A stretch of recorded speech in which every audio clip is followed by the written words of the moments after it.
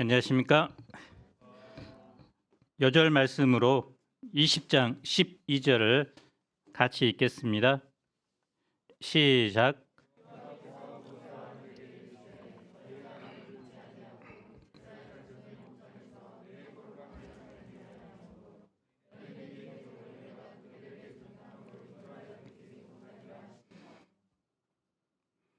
민수기에서 가장 절망적인 장면을 떠올린다면 가데스 바네아 사건 그리고 고라의 반역 사건 등입니다.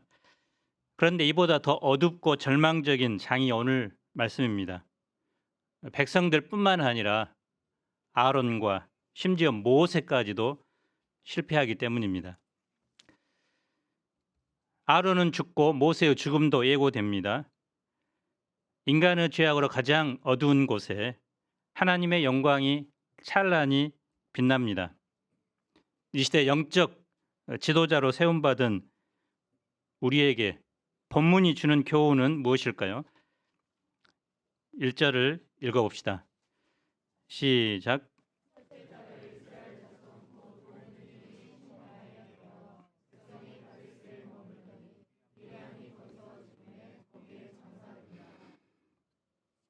이스라엘 백성에게 출애굽 제40년은 매우 중요한 의미를 가집니다. 너희가 이 광야에서 죽을 것이다라는 하나님의 징계의 날이 끝나는 해자 이스라엘이 약속하신 땅으로 들어갈 소망이 눈앞에 다가온 해입니다. 광야 세대들은 40년 전 선배들의 실패를 딛고 믿음으로 가나안 땅으로 올라가야 합니다. 그들은 혹독한 광야의 환경을 이겨내었고 매일 일용할 양식과 안식일 훈련을 받은 사람들입니다. 그들이 돌고 돌다 신광야의 가데스로 돌아옵니다. 그곳에서 모세의 누나 미리암이 죽습니다. 모세 아론과 더불어 이스라엘의 지도자였습니다. 모세의 지도력에 도전하여 하나님께 벌을 받기도 했습니다. 그런 그녀가 세상을 떠납니다. 그녀의 죽음은 아론과 모세도 죽을 것을 말해줍니다. 출애굽의 지도자가 역사의 뒤안길로 사라집니다. 2절로 4절을 읽어봅시다. 시작.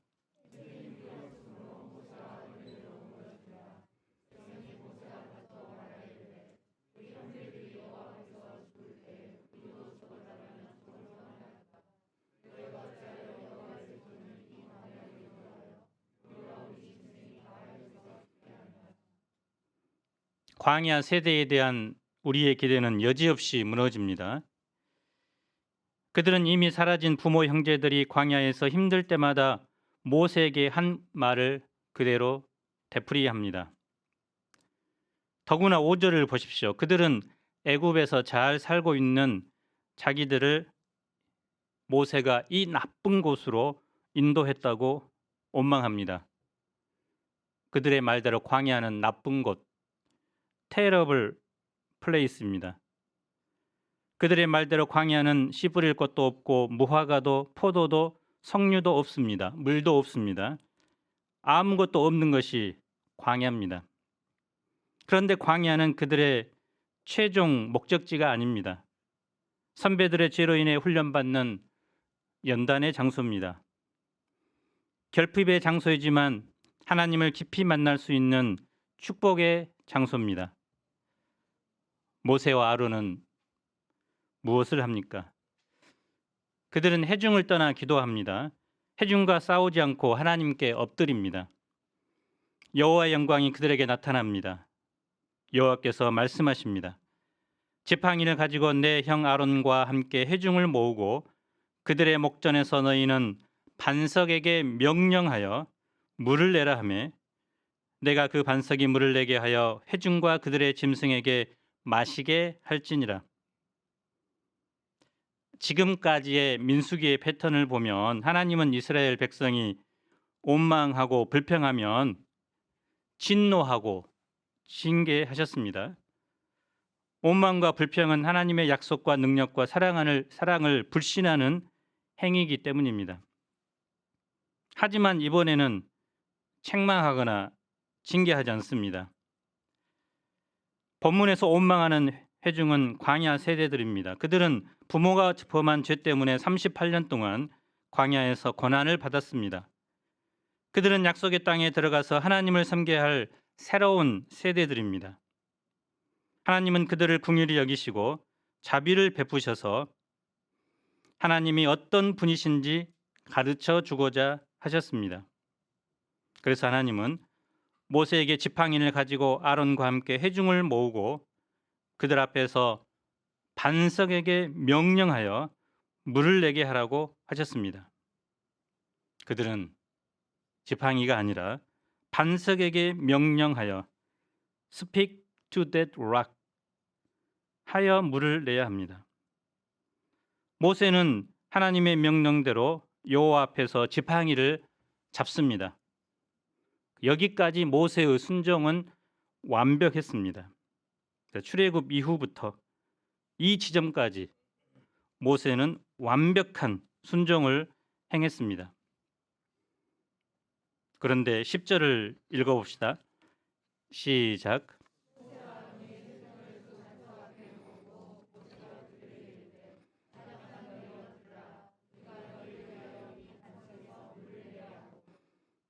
이 말을 오늘날의 말로 각색하면 이렇습니다. 이 반역자들아, 너희들이 나를 무시해도 유분수지. 이렇게까지 나를 무시할 수가 있어? 지렁이도 밟으면 꿈틀거린다고 했어. 나도 한 성질하는 사람이야.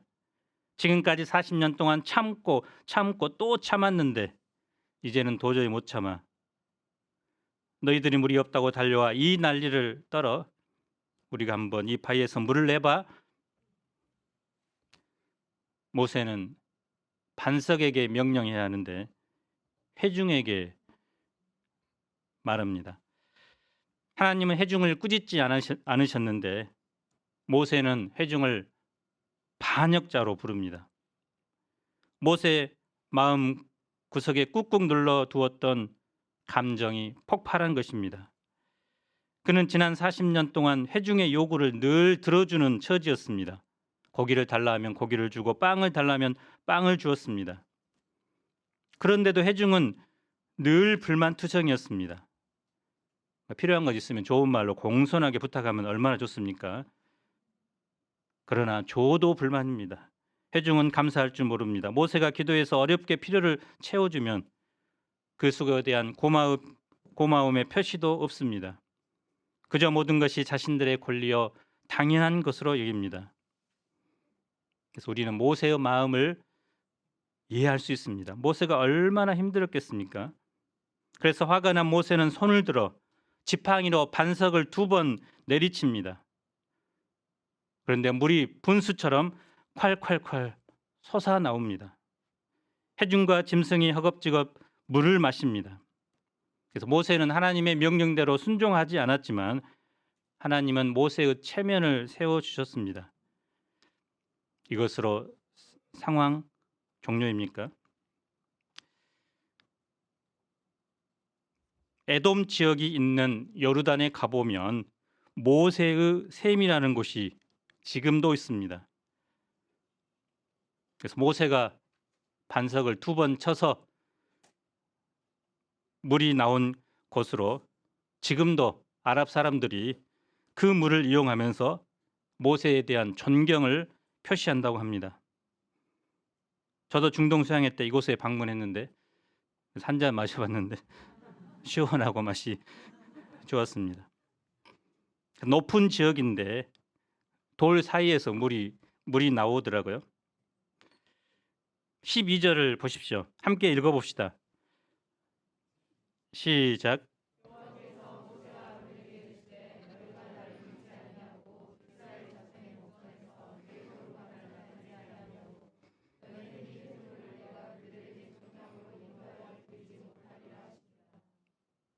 모세와 아론은 이제 다 됐다고 생각했는데 청천벽력과 같은 하나님의 음성을 듣습니다. 모세와 아론의 꿈이 무엇일까요? 이스라엘 백성과 함께 젖과 꿀이 흐르는 약속의 땅 가나안에 들어가는 것입니다.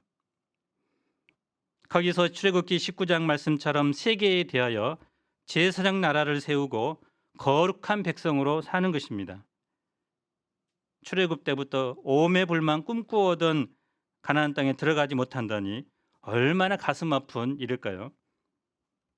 신명기에 보면 모세의 안타까운 말이 3번이나 반복되어 나옵니다. 신명기 1장, 4장, 32장에 보면 모세가 이런 말을 합니다. 여호와께서 너희 때문에 내게도 진노하사 이르시되 나도 그리로 들어가지 못하리라. 그래서 모세는 이 문제를 가지고 하나님께 반복해서 기도했다고 했습니다. 하나님은 그때 그만해도 족하니 이 문제로는 다시 말하지 말라고 말씀하셨습니다. 모세는 세상의 누구보다도 온유하고 하나님의 집에 충성된 종입니다. 지금까지 너무 잘해왔는데 한 번 정도는 하나님께서 봐주셔도 되지 않는가 여겨집니다. 그런데 하나님은 단호하셨습니다. 어떤 심각한 죄를 범했길래 하나님께서 이렇게까지 징계한 겁니까?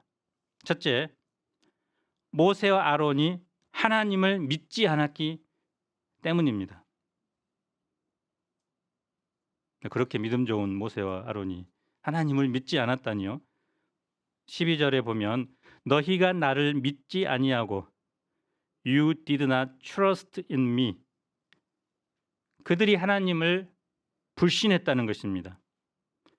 하나님은 너희는 반석에게 명령하여 물을 내라고 분명하게 말씀하셨죠. 그런데 모세는 자기 경험의 기초에서 명령 대신 지팡이를 이용하여 바위를 쳤습니다. 출애굽기 4장 17절에 보면 모세가 부름 받을 때 하나님께서는 모세에게 너는 이 지팡이를 손에 잡고 이것으로 이적을 행할지니라라고 하셨습니다. 모세는 지금까지 여호와의 지팡이를 의지해 출애굽 때 10가지 재앙을 일으켰고 지팡이를 의지해 홍해를 갈랐습니다. 지팡이를 의지해 40년 전 르비딤에서 물을 냈고 지팡이를 의지해 최근에도 아말렉 전투에서 승리합니다. 물론 지팡이는 하나님의 함께하심과 능력을 상징합니다. 그런데 하나님은 여기서는 지팡이가 아니라 반석에게 명령함으로 하나님이 말씀하심으로 천지가 창조되었듯이 그 말씀의 능력으로 물을 내도록 하셨습니다. 이것은 모세가 지금까지 체험해 보지 못한 일입니다. 모세는 직접 명령하여 반석에게 명령하여 물을 내라 한다는 이 말씀을 순종할 수 없었습니다. 이것까지는 믿음이 되지 않는 것 같습니다. 그래서 그는 하나님의 말씀대로 말씀을 나름대로 해석해서 반석에게 명령하기보다 지금까지 익숙한 지팡이를 의지해 물을 냅니다.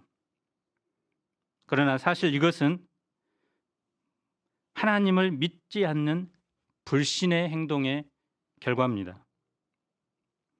하나님이 무슨 말씀을 하시든지 그대로 믿고 순종해야 되는데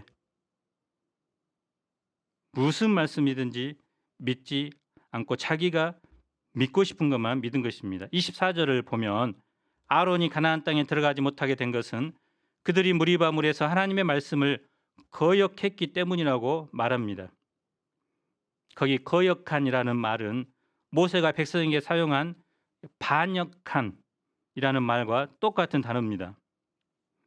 하나님의 말씀을 절대적인 자세로 순종하지 않고 자기 나름대로 해석하여 행하는 것이 불순종이요 하나님의 뜻을 거역하는 죄입니다. 하나님의 능력은 모세가 반석을 쳐야만 나타나는 것이 아닙니다. 하나님은 말씀으로 천지를 창조하신 전능한 분이십니다. 그래서 모세가 이 하나님을 믿고 단순히 순종하여 명령만 하면 하나님은 얼마든지 반석에서 물을 내실 수 있는 분이십니다. 하나님이 모세에게 원하는 것은 믿음과 순종입니다. 믿음이 없으면 순종도 할 수 없습니다. 그래서 모세는 백성을 반역자라고 책망했지만 결국 자신도 하나님의 말씀을 믿지 않고 불순종함으로 반역 죄인이 된 것입니다. 둘째, 하나님의 거룩함을 나타내지 않았기 때문입니다. 지도자의 말과 행동은 백성의 삶에 지대한 영향을 끼침으로 신중해야 합니다. 하나님은 믿음이 약한 양들이 범하는 죄에 대해서는 비교적 관대하시지만 지도자가 범하는 죄에 대해서는 엄격하십니다. 또 지도자라고 해서 자기 마음대로 할 수 있는 권한은 없습니다. 주인이신 하나님의 명령을 행하는 종에 불과합니다. 종이 주인 행세를 해서는 안 됩니다. 하나님의 뜻이 무엇인지 분별하고 그 뜻을 드러내야 합니다. 자신을 철저하게 감추고 하나님의 영광과 거룩한 성품을 드러내야 합니다. 그런데 모세는 주인이신 하나님의 뜻에 반하여 백성들에게 화를 낼 뿐만 아니라 마치 자신이 기적을 이루는 주체인 것처럼 말하고 또 공개적으로 하나님의 말씀에 불순종함으로써 하나님의 거룩함을 나타내지 못했습니다. 하나님은 어느 누구에게도 심지어 모세 같은 위대한 사람에게서도 결코 자신의 영광을 빼앗기지 않는 분이십니다. 그래서 요르단에 보면 모압 평지가 있습니다. 모세는 그 모압 평지에서 설교한 후에 느보산에서 죽습니다. 그런데 모세의 무덤이 어디 있는지 어느 누구도 모른다고 합니다. 어떤 분은 모세가 가나안 땅에 들어가지 못한 이유를 이렇게 설명하기도 합니다. 만약 모세가 가나안 땅에 들어갔다면 이스라엘 백성들이 가나안 땅으로 인도한 분이 하나님이 아니라 모세인 줄 알고 그 모세를 신처럼 숭배했을 수 있을 가능성이 많다고 했습니다. 그래서 하나님은 그 모세를 가나안 정복 직전에 부르시고 또 그 후에도 모세를 숭배하는 사람들이 없도록 그 무덤조차 없애버렸다는 해석을 합니다. 세상 지도자들이 돈과 권력, 성적인 문제 등의 비리에 연루되어 국민의 신뢰를 잃고 하차하는 경우가 종종 있습니다. 하물며 영적 지도자들에게는 그들에게 더욱 높은 도덕성과 함께 거룩한 영성이 요구됩니다. 그래서 양들은 목자의 언행 하나하나에 은혜를 받기도 하고 상처받고 실족하기도 합니다.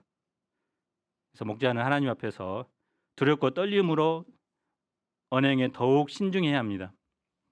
한국 교회에 존경받는 목회자 중에 별세 신학으로 유명한 이중표 목사님이 계십니다.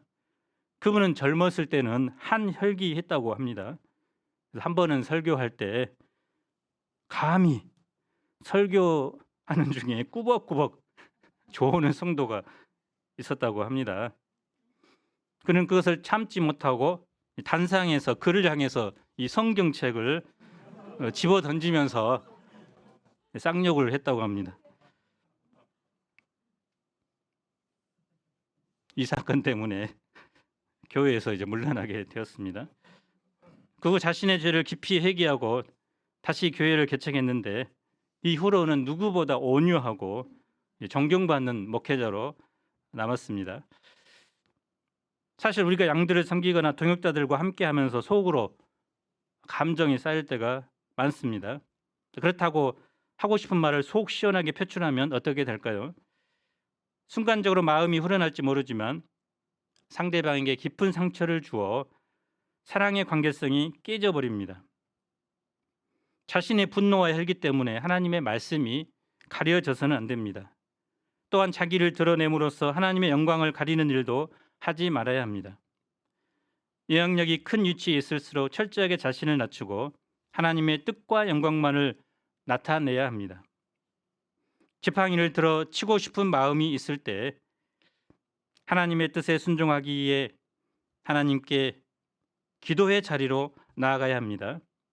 무엇보다 하나님의 뜻에 순종하신 예수님을 바라봐야 합니다. 예수님은 군병들에게 침뱉음을 당하고 갈대로 머리를 맞고 희롱당할 때도 참으셨습니다.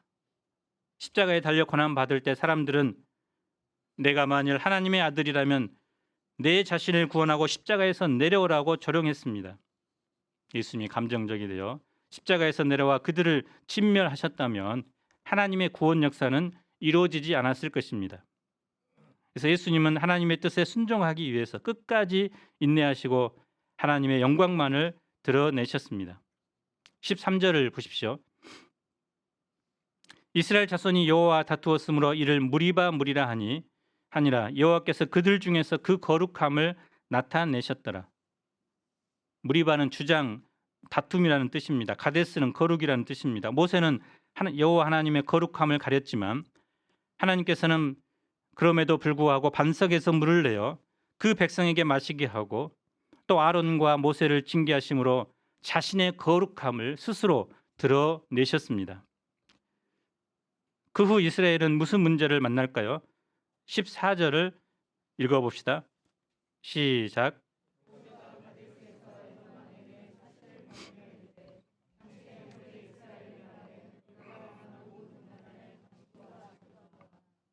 이스라엘과 에돔은 형제 나라입니다. 조상 야곱과 에서가 형제이기 때문입니다. 이스라엘이 가나안 땅으로 가려면 반드시 에돔 땅을 통과해야 합니다. 그래서 형제 에돔에게 정중하게 도움을 청합니다. 어떤 피해도 주지 않고 심지어는 물 한 모금도 마시지 않고 조용히 지날 테니 허락만 해주세요라고 했는데 에돔은 이스라엘의 부탁을 단칼에 거절하고 전쟁도 불사하겠다고 협박을 합니다. 이 앞에 모세 같으면 분노하고 애굽과 에돔과 전쟁을 하기 쉽습니다. 그러나 모세는 한풀 기가 꺾여 분노하기보다는 멀고 힘든 우회로를 선택합니다. 실은 신명기에 보면 하나님께서 에돔과 다투지 말라고 모세에게 말씀하셨습니다. 그래서 이스라엘은 에시온 게벨까지 쭉 밑으로 내려갔다가 에돔 땅을 우회하여 갑니다. 물의 철학이라는 것이 있습니다. 물은 흘러가다가 언덕이나 바위가 막아서면 돌아서 갑니다. 웅덩이가 있으면 시간이 걸리더라도 웅덩이를 다 채운 후에 흘러갑니다. 인생을 살다 보면 쉽고 빠른 길을 가며 잘 되는 것처럼 보이는 사람이 있습니다. 반면 이상하게 일이 꼬여 하는 일마다 돌아서 가는 것처럼 보이는 사람도 있습니다.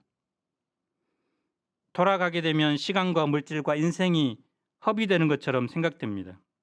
대표적인 인물이 요셉입니다. 청년의 때 얼마나 멀리 요셉은 돌아갔습니까? 하나님께서 주신 꿈이 있었습니다. 그러나 현실은 정반대입니다. 형들의 시기심으로 노예로 팔려가고 성추행범의 억울한 누명을 뒤집어쓰고 전과 일범이 됩니다. 무려 13년 동안 돌아갔습니다. 그가 13년 동안 복수심에 불타서 신세한탄하며 운명적이고 부정적이고 우울하게 살았다면 비참한 최후를 맞이했을 것입니다. 하지만 그는 자신의 인생 전 과정을 하나님의 선한 주권과 섭리편에서 바라보았습니다. 그리고 어떤 상황에서도 하나님과 함께 하시는 삶을 살았습니다. 그래서 하나님이 함께 하시니라. 인간적인 관점에서 보면 돌아가는 것 같고 실패한 인생 같지만 때가 되자 하나님은 그를 애굽의 총리로 세우시고 만민 구원 역사에 그를 사용하여 주셨습니다. 돌아가는 것은 힘들지만 내게 주신 연단으로 영접하고 그것을 인내하고 잘 감당하면 하나님은 믿음과 기도의 사람으로 변화시켜주고 결국에는 열매를 맺게 하십니다. 그래서 우리도 조금 지체되더라도 가장 좋은 길로 인도해 주실 하나님을 믿고 인내하며 그 길을 걸어가야 되겠습니다. 빨리빨리 문화에 익숙하여 남보다 조금이라도 느리면 힘들어하는 것이 우리나라 사람입니다. 그러나 빨리 간다고 성공하는 것이 아닙니다. 공사 기간을 단축하려다가 부실 공사로 큰 사고가 났습니다. 속도보다 방향이 중요하다고 하지 않습니까? 자녀가 현재 좀 공부를 조금 못한다고 머리를 쥐어박으며 쥐어짜지 않아도 됩니다.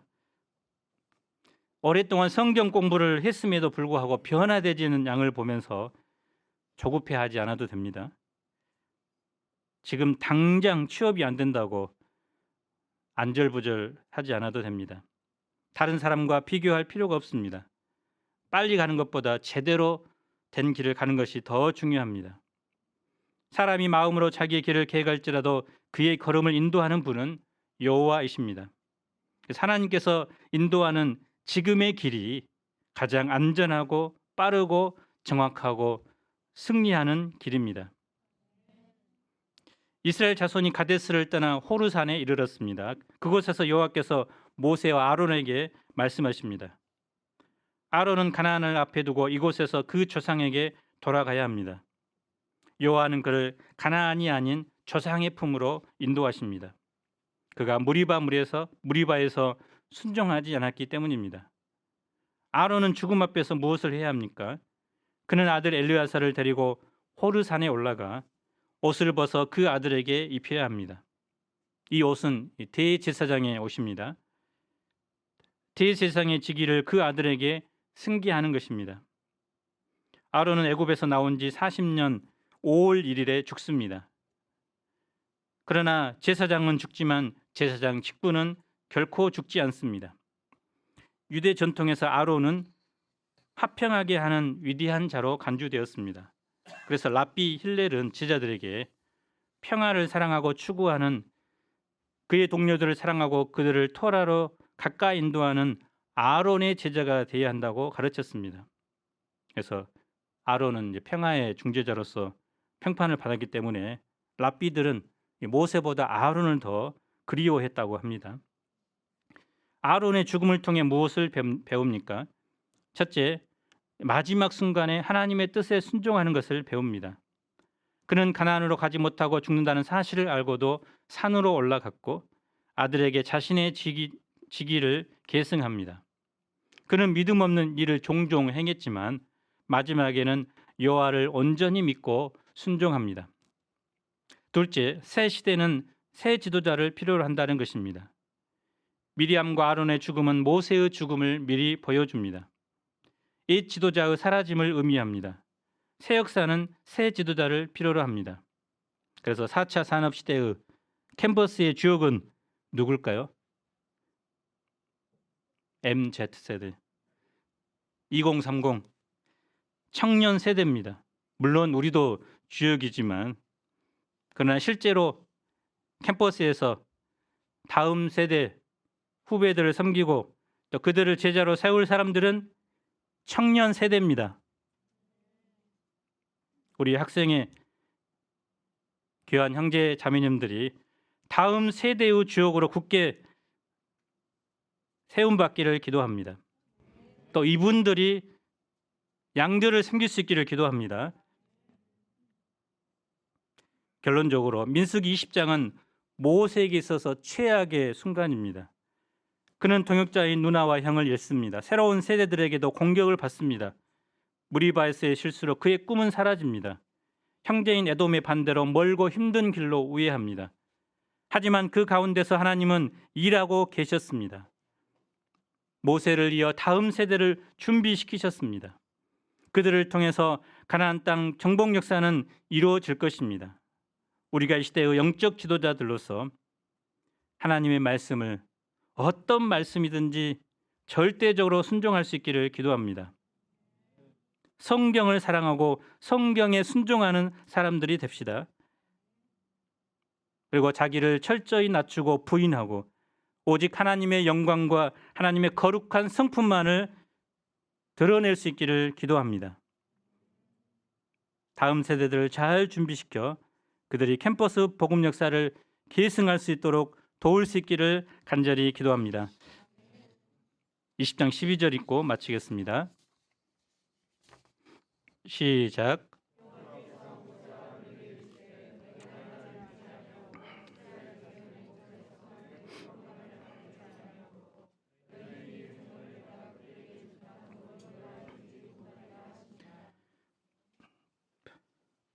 하나님은 모세와 아론에게 반석에게 명령하여 물을 내라고 했는데 그들은 경험의 기초에서 지팡이로 쳐서 물을 냅니다. 하나님은 그들에게 너희가 나를 믿지 아니함으로 말씀하십니다. 하나님 아버지, 우리도 정말 하나님이 말씀하시면 우리의 이성과 또 지혜로 이해되지 않는 그런 말씀일지라도 절대적으로 믿고 순종하는 사람들 되게 도와주십시오. 또 우리를 통해 나타나는 그 역사들을 자기를 드러내는 도구로 사용할 것이 아니라 철저하게 하나님을 높이고 또 하나님의 거룩한 성품을 드러내는 도구로만 사용하여 주시기를 간절히 기도합니다. 특별히 모세와 아론과 미리암의 죽음과 예고를 통해서 가나안 땅 정복 역사는 새 세대 또 새로운 세대들을 통해 이루심을 감사합니다. 우리도 수많은 구속 역사 속에서 그 일부를 감당하고 있는데 우리뿐만 아니라 또 우리가 섬기는 다음 세대들이 캠퍼스 복음 역사의 주역이 될 수 있도록 하나님께서 그들을 친히 세우시고 또 훈련하시고 또 사용하여 주시기를 간절히 기도합니다. 예수님 이름으로 기도합니다.